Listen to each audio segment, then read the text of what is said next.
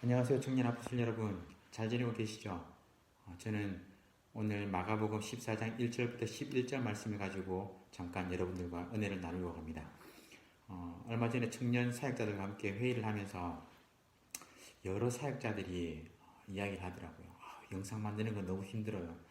그래서 이렇게 여러분의 디렉터 배준재 목사님에게 사람들이 이렇게 너무 힘들다 막 이제 건의를 하더라고요.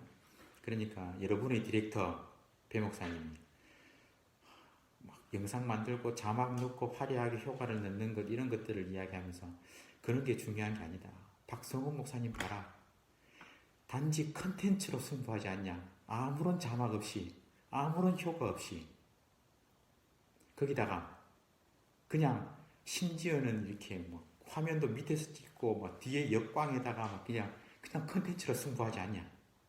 이렇게 저한테 사람들이 인데서 이야기하더라고요. 그래서 제가 이건 나를 매기는 거구나. 그래서 앞으로 그냥 영상도 찍지 않고 음성으로만 하겠다. 제가 이렇게 했었는데 차마 그렇게는 못하고 오늘 주어진 시간 짧은 시간이지만 여러분들과 말씀의 은혜를 이렇게 나누려고 합니다. 여러분 혹시 설득의 심리학이라는 책 읽어보셨습니까? 심리학 분야의 스테디셀러라고 할 수 있는 책인데요. 내용은 단순합니다. 우리 삶에서 설득당하고 또 설득할 수 있는 여러 가지 원칙을 소개하고 있죠. 말을 하면서 자신의 의도대로 이끌어가기 위한 방법으로서 심리학에 기초한 그 법칙들을 제시한 겁니다. 마찬가지로 글을 쓸 때도 자신의 의도를 제대로 혹은 강조하며 전달하기 위한 방법들이 있습니다. 흔히 문학 기법이라고 이야기하죠. 글을 아름답게 표현하기도 하고요. 또 자신이 말하고자 하는 것을 강조하는 방법이에요. 그 중에 샌드위치 구조라고 들어보셨을 겁니다. 성경 저자들이 많이 사용하는 문학 기법이에요. 가장 강조하고 싶은 것을 중앙에 두고 반복되는 문구 혹은 이야기로 그 주변을 둘러싸는 겁니다. 샌드위치처럼 핵심을 중심으로 겹겹이 둘러싸여 있다고 해서 샌드위치 구조라고 합니다. 오늘 본문도 그런 구조입니다. 저자가 어떤 사건을 기록하면서 별로 상관없어 보이는 별개의 이야기를 중간에 삽입해 놓은 것처럼 보입니다. 오늘 본문은 이스라엘의 지도자들이 예수님을 어떻게 죽일까 모의하는 것으로 시작하죠. 그리고 가룟 유다가 예수님을 대제사장에게 파는 이야기로 끝마칩니다. 그런데 중간에 갑자기 예수님의 머리에 향유를 부은 여인의 이야기가 등장해요. 이 샌드위치 구조는 마가복음의 특징이라고 할 수 있는데요. 샌드위치 구조를 사용한 목적이 뭘까요? 저자가 강조하고자 하는 신학적인 주제가 있는 거예요. 중간에 삽입된 이야기를 더욱더 돋보이게 하려고 신학적인 의미를 드러내는 그런 것이죠. 한번 살펴볼까요? 본문의 배경이 되는 때는 6월절과 무교절이었습니다. 6월절은 하나님이 이스라엘 백성들을 출애굽시키신 것을 기념하는 절기고요.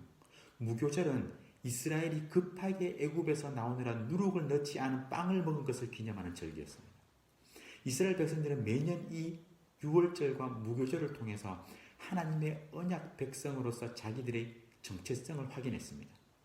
그런데 오늘 본문을 보면 하나님의 언약 백성의 그 지도자들이 하나님의 언약 백성의 대표가 될 예수님을 제거하고자 하는 그러한 모의를 꾸몄습니다. 정말 아이러니한 일이죠. 구약에서 이스라엘 백성은 유월절을 통해서 하나님의 언약 백성으로 세우심을 받았는데 이제 예수님은 그 유월절에 그 나라 백성의 지도자들을 통해서 죽임을 당할 운명에 처한 것입니다. 하지만 유대 지도자들 입장에서도 유월절이라는 명절에 예수님이 보이신 그 여러 가지 행보와 기적들을 생각하면서 예수님을 체포하는 것은 좋지 않다는 의견이 모아졌어요. 왜냐하면 예수님은 인기가 많았거든요. 백성들의 관심을 충분히 많이 끌고 있었기 때문에 백성들은 심지어 예수님이 예루살렘으로 입성하실 때 호산나 다윗의 자손이여 우리를 구원하소서라는 그 환호를 자아냈습니다. 그래서 유대 지도자들은 폭동을 우려해서 비밀리에 예수님을 해치우려고 했어요. 로마의 앞잡이로서 권력을 가지고 있는 자신들의 지위를 계속해서 유지하기 위해서는 그 어떤 소란도 있어서는 안 되었기 때문입니다. 그런데 유대 그 지도자들의 모의와 가룟 유다의 그 배반 이야기 사이에 한 여인에 관한 이야기가 나옵니다. 예수님은 베다니 나병 환자 시몬의 집에서 식사를 하셨죠. 베다니는 예루살렘에서 동쪽으로 한 4km 정도 떨어진 곳인데 예수님께서 예루살렘을 방문하셨을 때 자주 거하시던 처소였습니다. 시몬의 집에서 식사하실 때 한 여인이 값비싼 향유병을 깨뜨리고 심지어 그 향유병보다 더 비싼 나드를 머리에 부었습니다. 나드는 인도산 최상품 기름으로 값이 매우 비싸요. 본문에서도 이 나드의 값어치를 300데나리온 이상으로 말하죠. 1데나리온이 대략 그 당시에 하루치 노동의 대가였다면 여기서 말하는 액수는요, 대략 노동자의 1년치 품삯이에요. 8절에 보면 머리에 부은 기름이 몸까지 흘렀다고 해요. 옥합의 기름 전부를 예수님께 부은 것이죠. 이 장면을 본 사람들의 눈에 여인들의 행동은요, 그 여인의 행동은 낭비 또는 허비로 보였습니다. 그들은 약 300데나리온에 해당하는 그 향유를 팔아서 가난한 사람들에게 주는 것이 더 지혜로운 일이라고 생각했던 거예요. 그래서 그들은 이 여인의 행위를 책망한 것이죠. 실제로 소외되고 가난한 사람들에 대한 예수님의 관심을 생각해 볼 때 이들의 반응에 일리가 있습니다. 틀린 이야기가 아니에요. 예수님의 생각을 잘 알고 그 가르침대로 행동한 것처럼 보입니다. 하지만 예수님은 구경꾼들의 그 불평을 보시고 두 가지 충격적인 말씀을 하십니다. 지금까지 가난한 사람들에 대해서 가르치셨던 그 내용에도 불구하고 임박한 자신의 죽음을 가장 먼저 생각해야 한다라고 말씀하신 거예요. 예수님은 향유를 부은 것과 자신의 죽음을 연결시켜서 이야기하신 것이죠.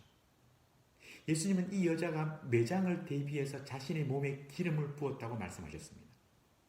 유대인의 그 장례에서는 시체에 기름을 바르는 의식이 진행되었는데 여인의 그 행위가 바로 그런 의식을 미리 한 것과 같다라고 말씀하신 거예요.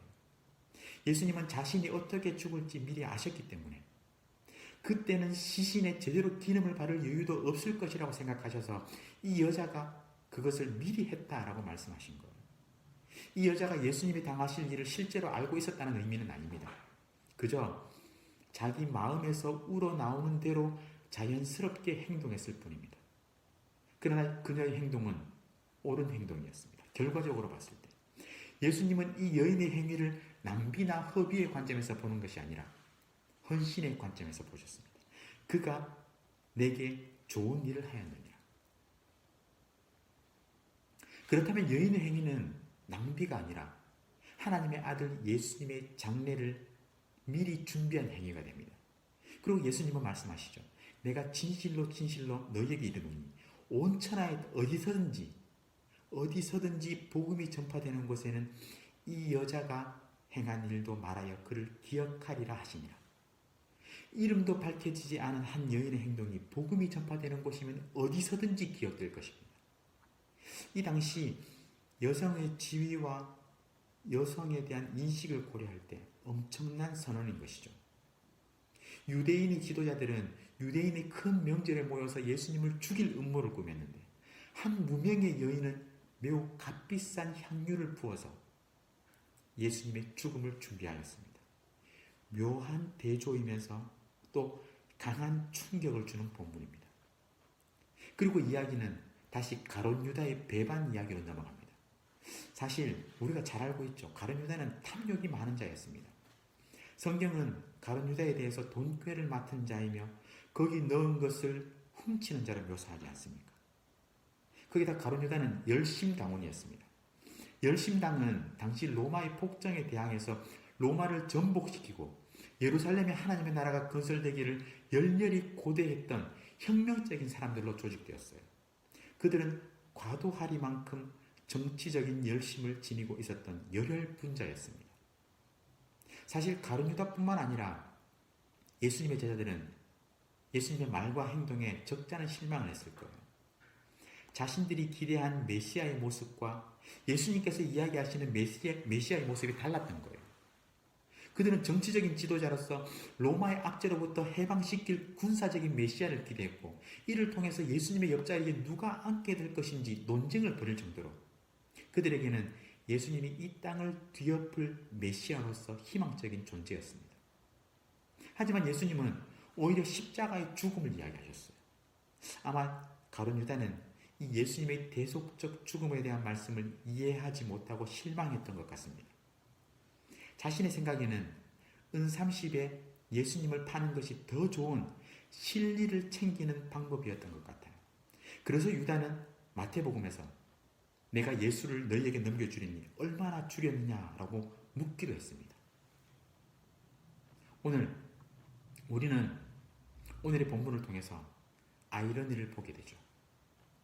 출애굽의 은총을 기억하고 감사하는 6월절에 새 출애굽을 위해서 오신 하나님의 아들을 죽이려고 하는 지도자들의 모습.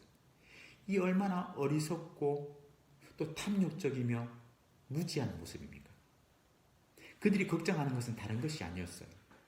하나님의 뜻이 아니라 대중의 지지를 받는 예수님의 죽음이 밀란으로 이어져서 자신들이 기득권을 잃어버릴지도 모른다는 것, 그것을 걱정했습니다. 그들의 관심은 오로지 기득권 유지와 정적 제거였어요. 여러분의 관심은 어디에 있습니까? 하나님의 뜻에 있습니까?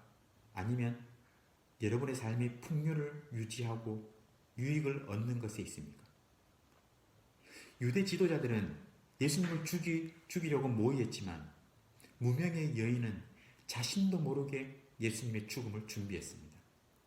유대 지도자들은 예수님을 가장 수치스러운 십자가의 죽음으로 몰아갔지만 이 여인은 극상품 향유를 예수님께 부음으로 최고의 헌신과 예배를 드린 것이죠. 여러분은 작은 이익에 눈이 멀어 세상에게 예수님을 넘겨주는 이름뿐인 제자입니까? 아니면 예수님께 최고의 헌신과 예배를 드리는 무명의 제자입니까? 예수님은 그 나라 백성의 지도자들을 통해서 죽임을 당할 운명에 처했습니다. 하지만 그것이 궁극적으로는 하나님의 계획을 이루고 새로운 하나님의 백성을 세우는 계기가 되었습니다. 그들은 자신들이 계획대로 예수님을 십자가에 못 박지만 이는 어리석은 일이었습니다. 예수님을 죽이는 것은 민들레 씨에 바람을 불어서 그 씨를 멸하려고 시도하는 것과 같았습니다. 하지만 그 민들레 씨는 결코 없어지지 않고 더 높이, 더 멀리 날아가서 또 다른 민들레를 만들고 맙니다. 하나님은 보이지 않고 일하고 계신다는 것이죠. 유대 지도자들은 자기들이 주도권을 쥐고 있다고 생각했지만 그들의 뜻이 아닌 하나님의 뜻이 이루어진 것입니다.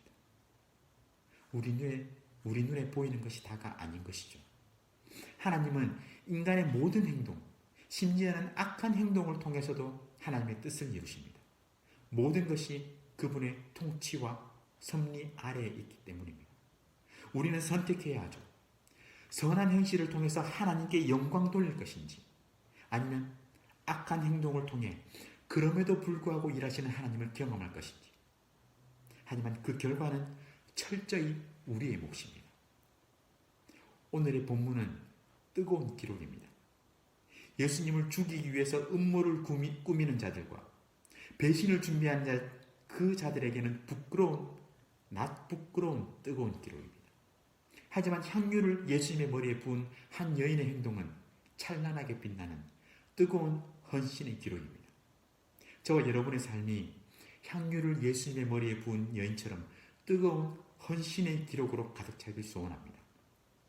세상이 예수님을 욕하고 비방하고 심지어 또다시 예수님을 십자가에 못 박으려는 그 모의를 꾸민다 할지라도 예수님에 대한 뜨거운 헌신으로 그분을 예배하며 높이는 삶으로 이 땅을 살아가시길 주님의 이름으로 축원합니다. 오늘 하루도 화이팅입니다. 뿅.